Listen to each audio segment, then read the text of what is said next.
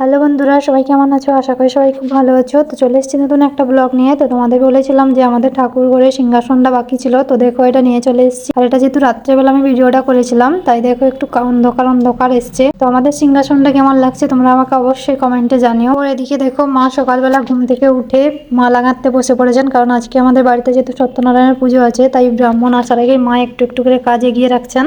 এরপর এদিকে দেখো আমার হাজব্যান্ড সকাল উঠেই চান টান করে একদম ফ্রেশ হয়ে চলে এসেছেন আমতরণ লাগাতে, কারণ সব পুজোতেই আমতরণ লাগে। আমাদের ঠাকুর ঘরে যে সামনাটা হবে দরজার কাছে, ওইখানে একটু লাগাবেন। ব্রাহ্মণ চলে এসেছেন পুজো করতে। তো ব্রাহ্মণ এসেই প্রথমে আমাদের যে সিংহাসনটা ওটা একটু সিঁদুর দিয়ে শালু দিয়ে একটু করে দিচ্ছেন, পুজো করে দিচ্ছেন। আর মা যে বানিয়েছিলেন দেখতেই পারছো ফুলের যে মালাটা, ওটাও পরিয়ে দিয়েছেন। আর এদিকে মা গোছগাছ করছিলেন পুজোর জিনিসগুলো। গোছানো হয়ে গেছে, এবার ব্রাহ্মণ বসে পড়েছেন পুজো করতে। আর এখানে দেখো মা দুটো জায়গায় সিন্নিও মেখে রেখেছেন, কারণ সত্যনারায়ণ পুজোয় আসল ভোগ হচ্ছে সিন্নি ভোগ। ওটা মা মাখানো হয়ে গেছে। আর দেখতেই পারছো পাশে অনেক রকমের ফল টল কেটেও রেডি করে দিয়েছেন। ব্রাহ্মণ এখানে পুজো করতে বসে গেছেন। আমার হাজবেন্ড যেহেতু পুজোয় বসবেন, তাই দেখো আমার হাজবেন্ডও বসে গেছে। এরপর দেখো এখানে ঘি পোড়াও শুরু হয়ে গেছে।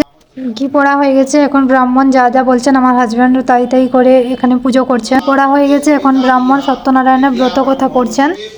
তোমরাও একটু শুনতে থাকো ব্রাহ্মণ কি ব্রত কথা পড়ছেন।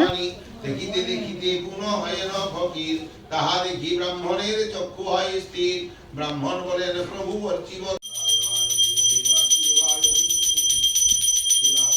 পুজো শেষ হয়ে গেছে, এখন আরতি করছেন। তো আজকের ব্লগটি কেমন লাগলো তোমরা আমাকে অবশ্যই কমেন্টে জানিও। দেখা হচ্ছে নেক্সট কোনো ব্লগে। আর যারা যারা এখনো সাবস্ক্রাইব করনি অবশ্যই সাবস্ক্রাইব করে পাশে থেকো।